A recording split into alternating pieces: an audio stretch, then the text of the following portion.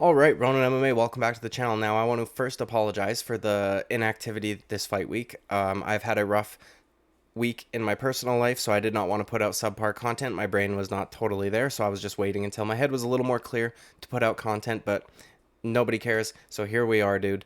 I have picked Henry Cejudo to beat Aljamain Sterling in their upcoming fight tomorrow night, pardon me, and I think that one big reason why I have done that is because of Henry Cejudo's striking, and there is one combination, or at least of he throws a certain combination in a variety of different ways that I think is going to play a big part in this. I think it could potentially cause problems for Aljamain Sterling. We saw Henry Cejudo make a pretty big evolution in terms of his striking since the Wilson Hayes fight.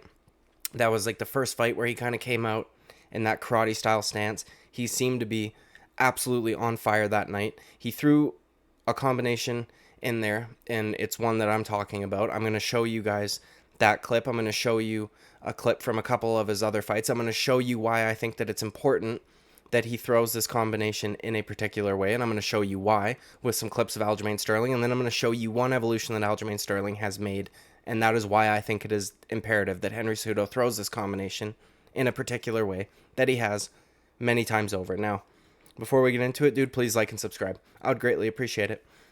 The first clip we're going to show is the Wilson Hayes fight, as I said. Now, this one, there's many ways that he throws this combination. As I said, one way that he'll do this is he'll start it off with a kick to the body, or he'll do a kick to the head.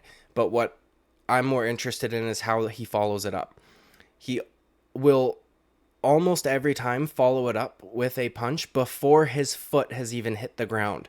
So he is already throwing the punch essentially as his kick's landing, and by the time his foot reaches the mat, the follow-up punch is already done and over with. Like, he's very quick, and it's impressive. I think that it's more important that he throws this combination to the head against Aljamain Sterling, and I'll show you why a little later, but I just want to show you this one moment in the Wilson Hayes fight where he throws it, just because it's a good example of it, and it was when he first started kind of fighting like this. So we're going to start here at 4 minutes, 24 seconds on the clock.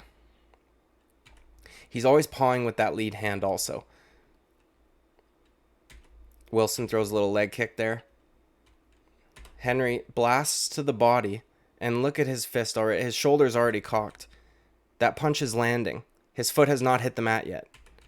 And he kind of snaps Wilson back a little bit. So that's what I'm talking about. Like, he will literally throw the punch after the kick before his foot has hit the ground again, which is actually quite impressive because you're slightly off balance, at least.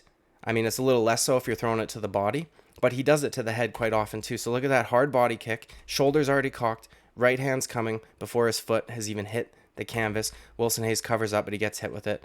By the time Henry's foot hits the ground, the punch is already done. Okay, so he's very good with that. Now, he didn't end up throwing this combination to the head against Wilson Hayes, but this is just a good example of one of the ways that he throws this. Now, one thing that I wanted to talk about too is, like, he disguises his attacks so well. I'm not going to go over this whole fight, but there are times where he throws a hard knee to the body, and it's much like the Robert Whittaker video that I did, where Bobby Knuckles throws his right hand, his back leg high kick, his and his knees, and his front kicks also. They all have like the same start.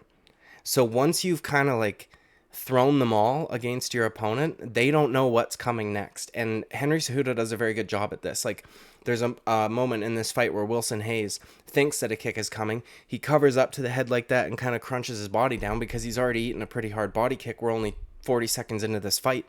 And instead of an attack coming from the side, Henry goes up the middle with a knee. Wilson Hayes' body's wide open for it, and he eats it pretty good. Now, the next fight that I want to show you guys a clip from is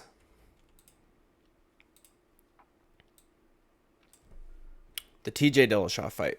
So, obviously, for context, this is for the flyweight title. TJ Dillashaw's moved down. I know that it was a weird scenario. TJ was clearly, not in the best shape. However, I think he was, in a way, in better shape than TJ was when he fought Aljo, right? Like, at least he had all of his limbs available to him here. But Henry Cejudo throws this throws this particular kick a couple times, and I just wanted to show you guys that as well, because he realizes at this point too that, like, I think he realizes that TJ had a hard weight cut, and the best path of attack is to just go right at him. And I truly feel like that's what he was thinking. But either way, it is immediately off rip. I've got it in half speed here, but he does it before the clock is even up. He uses this a lot to set up a high kick for later. Okay, he's going to throw a body kick, but we'll see it in a second. I really think it's imperative that he does not throw too many body kicks against Aljamain Sterling, and again, I'm going to show you why later. But he does it a lot, and it is a brilliant way to set up his head kicks for later on. So he comes out at TJ right away, karate stance again, right? Totally sideways, throws that hard kick to the body right there. Now he doesn't, look at that. His foot still has not hit the mat. He lands a right hand on the chin of TJ Dillashaw before his foot has even touched the canvas. His foot just touched the canvas there. He's completely back at a combat ready stance, hand pulled back, ready to go for more if he needs to. It's a very good combination, dude, because if you're throwing a kick, like, that's a really heavy strike. People need to address that kick immediately. They're not really, usually, especially if you are somebody who throws power kicks, right, and you're not just kind of tapping, your opponent's not going to expect much after that, because you got to put a lot into that body kick. If you're throwing a hard body kick, you're almost using your entire body, right? You're supposed to be twisting your hips, your shoulders, your arms are supposed to be going down. You're putting almost everything into it. You're pivoting, like all this stuff. So for somebody to be so coordinated, and now maybe it's because he's super short and he's got a low center of gravity, but to be able to throw a hard, good straight punch after that is pretty impressive before his foot has even touched the mat. Again, I can't stress that enough. It is so quick. Like, it happens so quick that I really do think that Aljamain is going to have issues with this, okay? Now, oh, I screwed up, dude, and I didn't put the... But now TJ starts blocking pretty low with his elbow here. And we got, I think it's pretty soon after here, he throws his first high kick. So TJ's doing his little, stuff that he just kind of pushes him over as if he's absolutely nothing. Kicks. It is blocked, to be fair, but look at this. Now, it's not immediately. His foot has still hit the mat, but we're not even a second later. And what does he do? He follows it up with the right hand, right? The right hand is landing, and by the time it lands, it's only been 1 second since he threw that kick. So it wasn't the same immediate follow-up that he did in, the first one with the body kick here or the Wilson Hayes body kick, but it is still, he is following it up. And this is obviously the beginning of the end for TJ Dillashaw here. I'm not going to show the finish because last time my video got copyrighted, even though I had done it like this with no volume, slow motion, all of this stuff. Now, we'll look at that one more time, though. TJ's doing his thing, up to the side, hand up, all that fun stuff, right? Comes in, throws a big hook.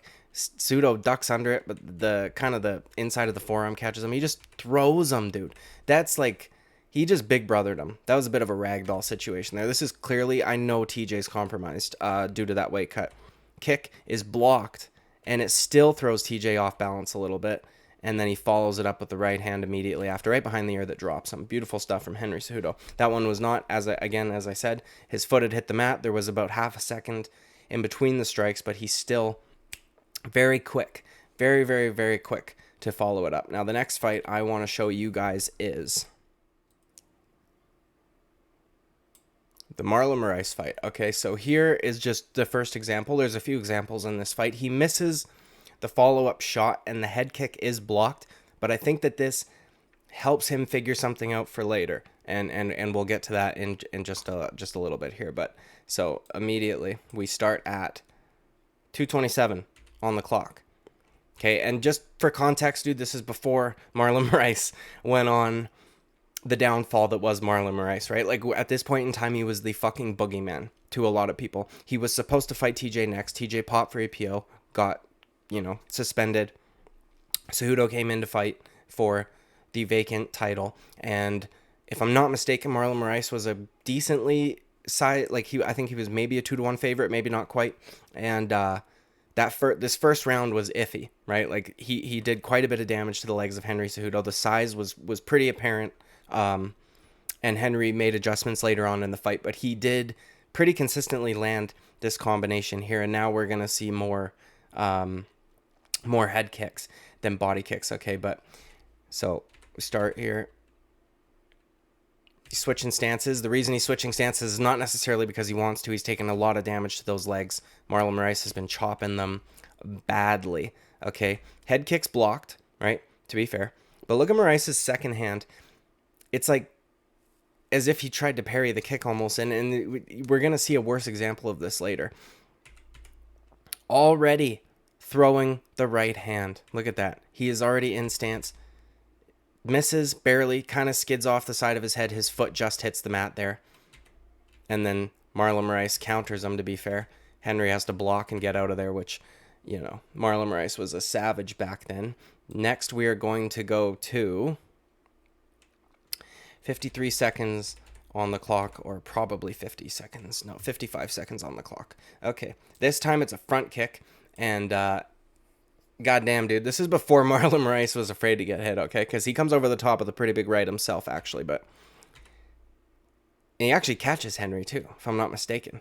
But he leaves himself open, and I'll show you what I'm talking about in a second here. So, Henry throws a front kick. Look at where Moraes' hand is. His right hand. He does this a lot, and it's not just for this front kick, but it's almost like he went to go parry it, but he's trying to throw a big looping counter shot, and that's what he does. And I think Henry Cejudo makes this read the first time that I showed you, the first clip that I showed you. I think Cejudo reads that and goes, oh, okay. Because look at this big right hand coming. Cejudo goes to throw a punch too. Moraes gets to him, cracks him pretty good. Cejudo then just adds one more to the end of his combination, follows it up with the left hook. He went right across the chin of Marlon Moraes there. That stunned Marlon Moraes a little bit, right? Like you could see his shoulders kind of jiggle a little bit there. It was a good one. Let's watch that again. So Cejudo tries to do his same combination with a head kick followed up with a straight punch. Marlon Moraes counters and gets to him while slipping out of the way of Cejudo's first punch. And then Cejudo comes back knowing that Marlon Moraes has now extended himself to throw that big counter. He's open on the right side of Moraes' body, so he follows up with a second shot after that head kick and clips him across the chin with a left hook. Beautiful stuff from Henry Cejudo. It's crazy, man, because the first time I watched this fight live, I didn't even notice this shit, bro. I just thought that Cejudo was getting fucked up the whole time, you know what I mean? And it's not necessarily the case. Like, he was doing pretty good work. He was definitely getting damaged, but he was doing work of his own. Next, we're going to go to the very start of round 2, where this is kind of when Cejudo starts to take over. Not necessarily right away at the beginning of round 2, but, you know, he starts to take over towards the end with the tie clinch and stuff like that, and then finishes him off in the third, but apparently that takes forever to get started. Okay. Clock's not even up yet.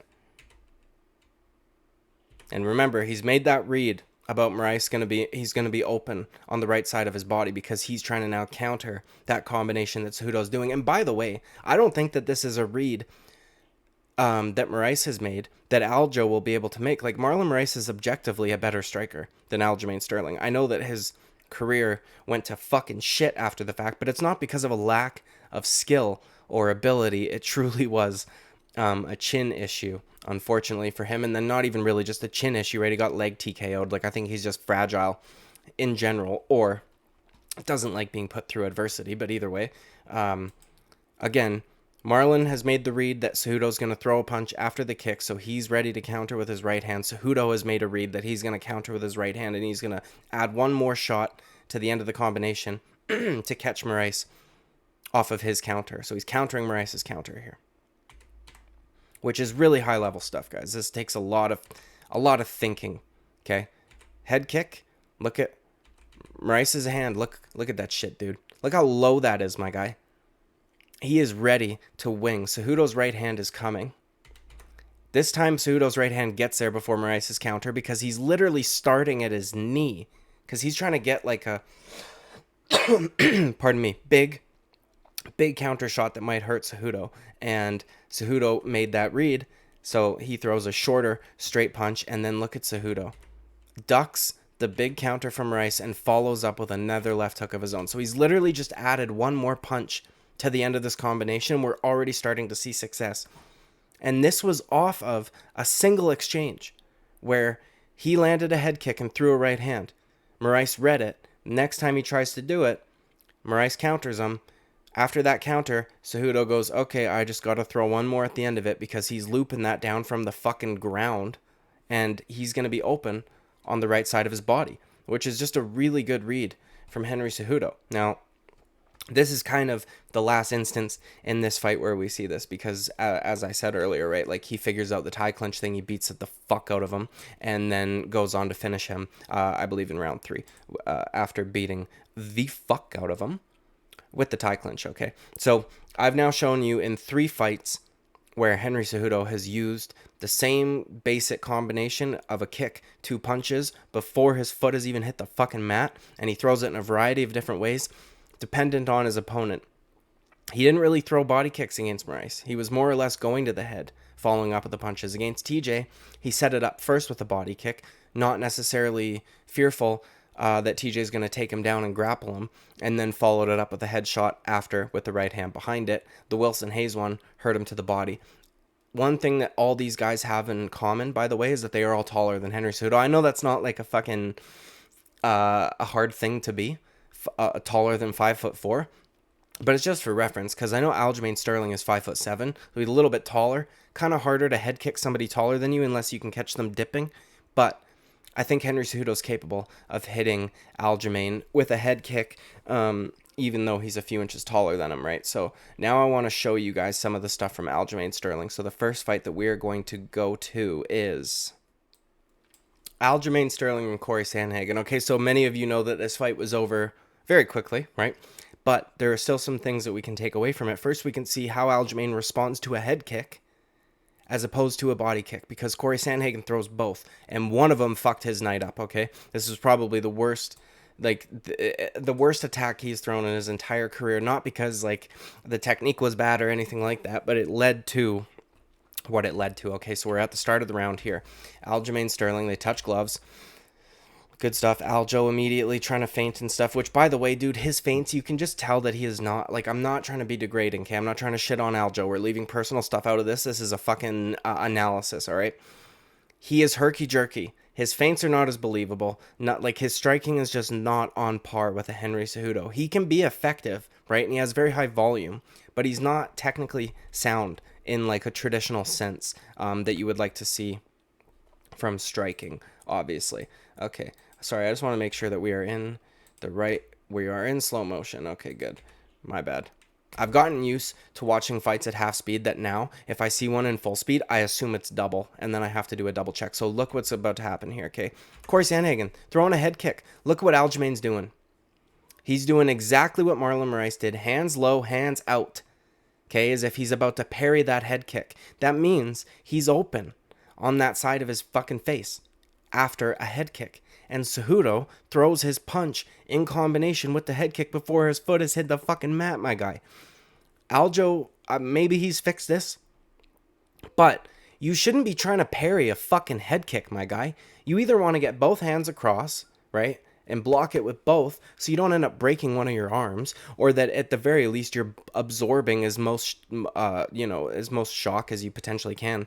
You don't want to, one hand is not ideal for a head kick. But so look at this, he also slips out of the way, completely wide open. I just pointed to my screen as if you guys can fucking see my screen. You see what I'm talking about? Aljamain Sterling's wide open here. This is off of a head kick. He blocks, he gets out of the way, his hand is low, he's every possible thing you could do to try to defend against a head kick, he's doing it because he does not want to get hit with it. But then we'll see what happens shortly thereafter when Corey Sandhagen, as opposed to throwing a head kick, which I really truly feel like he should have stuck to, decides he's going to throw a body kick, okay? And it happens relatively quickly, so I don't know if I need to even... No, we'll just skip ahead 5 seconds. Okay, this is... And credit to Aljamain, dude. He's good. He's looking for this kind of shit. This is what he wants. And I'm going to show you more examples of him doing this. This is very consistent with Aljamain Sterling's game. Corey Sandhagen. throws a body kick as opposed to a head kick or a low leg kick, and look at that. Instinctual. Aljamain Sterling does not think for a fucking second. He doesn't want to counter with the hands, which could potentially be an option here. He's within range, right? Corey Sandhagen throws a body kick. His hands are way up in the air. Aljamain, if he was like a high-level striker, would be looking to counter with either a straight left or something like this.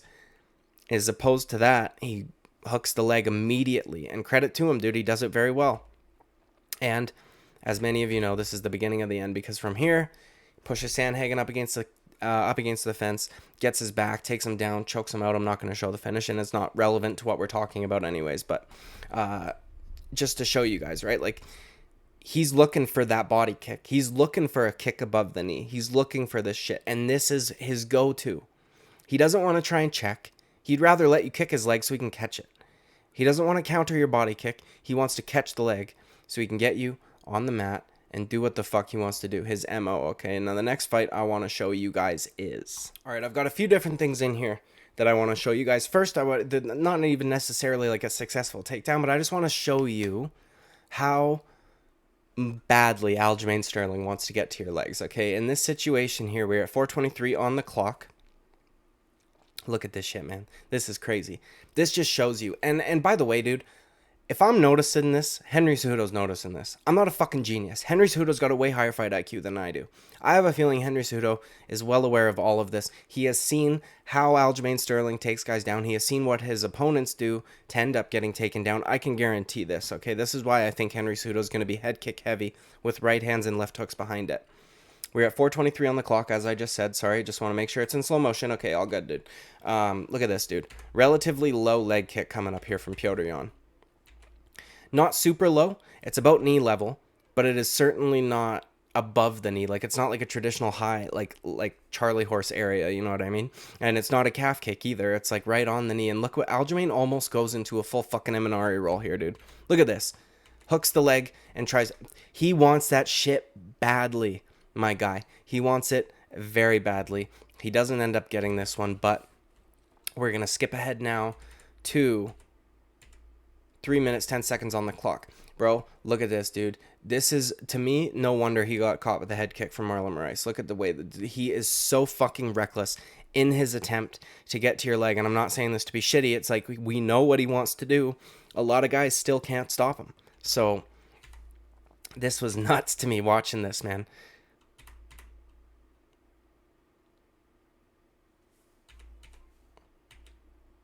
Jab to the body. Look at this. Look where his fucking head is, dude. If Petr Yan had thrown that a little lazier, or if he had feinted that, an inside leg kick, instead of actually throwing it, Aljamain Sterling is not a grounded opponent right here. He could actually knee him in the fucking head. He could kick him in the head, and it would be like shades of Donald Cowboy Cerrone against Ally Quinta, dude. When they go to duck down and you kick him in the fucking head, you don't have to get your leg up that high. It's pretty handy. That, to me, is reckless. He wants to get to your legs badly because he does not want to be on the feet with you. And there's a major difference in between the way that Henry Cejudo stands, the way that he fights, the way he manages distance, compared to Petr Yan. Petr Yan plots, flat foot, wants to hit you with his hands, has to get relatively close. Henry Cejudo, not so much. He's bouncing sideways. You know, very good range management. He wants to kick you a lot. He wants to throw straight punches. He doesn't necessarily want to only use boxing combinations. He's got a very low center of gravity. As I said, he's hard to take down. Phenomenal takedown defense. This is not going to be easy for Aljamain Sterling in any sense of the word. Okay, so he ends up getting this one. So Petr Yan gives up his back, unfortunately. But now we're going to skip ahead to 4 minutes, 42 seconds, round number 5. So just give me a second here. We are going to... It's more accurate to do it this way as opposed to me screwing around with the mouse. Okay. Watch how quick Aljamain Sterling is to grab this shit. And there's another example of him doing this against somebody. So he shoots here, no problem. Petr Yan kind of shucks him off, attacking him. Watch this, man. Actually, my camera might be in the way. Come to think of it, I'm going to make it a little smaller, move it up here. Watch this. Look at this. He just lifts his leg up, right? Like traditional Muay Thai shit, as if he's about to check a kick or, you know, counter with something or something like this. Instead of, he just goes for it immediately.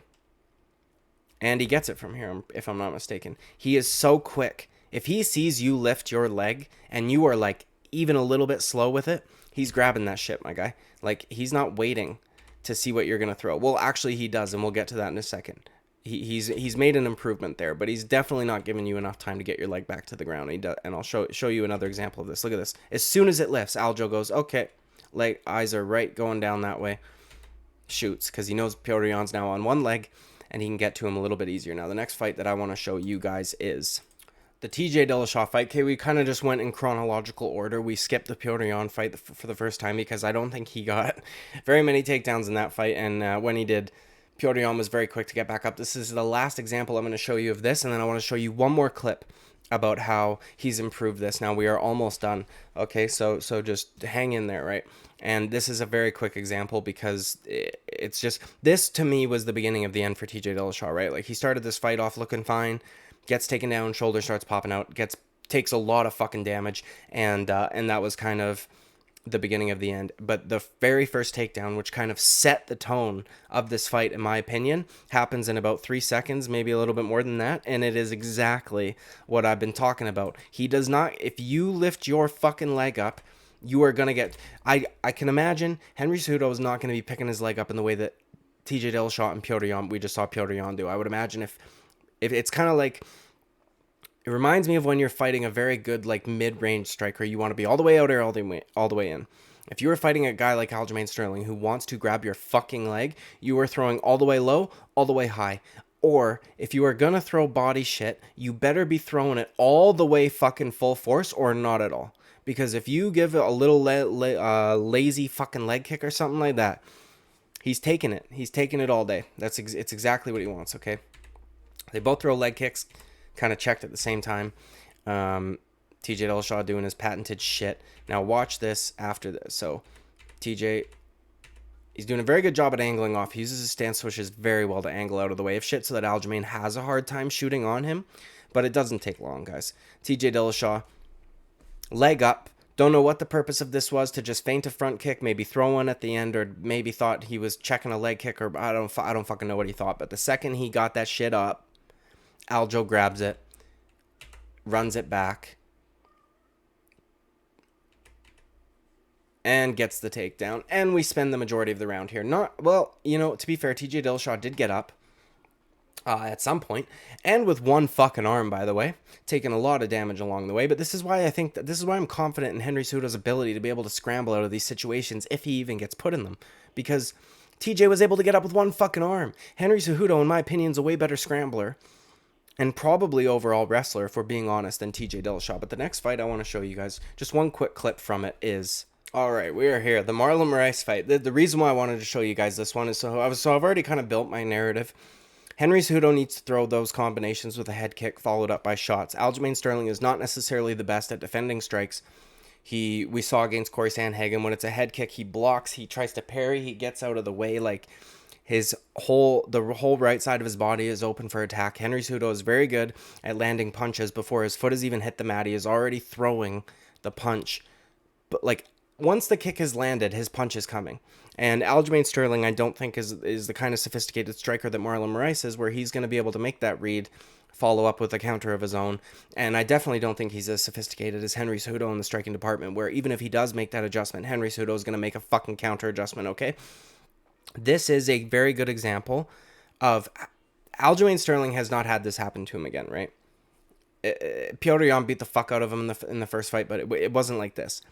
He used to be ultra reckless. He gives you about half a fucking second now. Like, before, I just showed you guys the TJ Dillashaw one, before his leg gets up to, like, hip level, like, the toe leaves, he would be fucking shooting. This is how he got in trouble here, okay? And I just want to show you guys this quickly, because it does show some improvement in Aljo's game, and I want to be fair. I just think that Henry Cejudo is going to be able to know all of this, and he's going to be able to work a game plan around all of this. Okay, so we got Aljamain versus Marlon Moraes. They were just in a situation where Marlon had kind of hurt Aljo. Aljo went to the ground. Marlon tried to follow up, got hit with a couple up kicks, got almost put in an armbar. Marlon rips his arm out. They back to the feet. The ref is smacking him back in, and it is very, very quick. Don't fucking blink, even in slow motion, okay? Look at this shit, dude. Marlon Moraes starts his switch kick. This is just the beginning. He's just starting it. Look at this. Aljo immediately drops his level. His foot has not lifted the mat yet, right? Aljamain doesn't know if this is going to be a switch kick to the head, switch kick to the body. He doesn't know if he's feinting a switch. He's going to come over the top with the right hand. Look at Aljo's got no fucking defense available whatsoever. And he pays for it, man, because gadoosh, he went right into it, right? And we know what happens. I want to just show you guys the angle of the replay, though, because it's very useful, so I can show you guys what I'm talking about right here. Starts his switch. Aljo's already thinking, dropping level. Left hand is so fucking low. Right hand is so fucking low, right? If this was a feint, he could have got starched in another way. He could have got starched with the right hand. He could have got starched with the, like, he used to be very reckless with this shit. And look at this. Then he goes into it more like fucking Askren and Jorge Masvidal, right? So Aljamain, credit to him, made some improvements. Henry Cejudo has amazing head kick combination, body kick combination where he throws punches before his fucking shit. His foot has even hit the mat. He'll follow it up within a second if it does hit the mat. And I think that this is going to play a huge factor in their fight tomorrow night. Enjoy the fights, you guys. I can't wait. Like and subscribe. Greatly appreciate it. I'll see you at the next video. Bye-bye.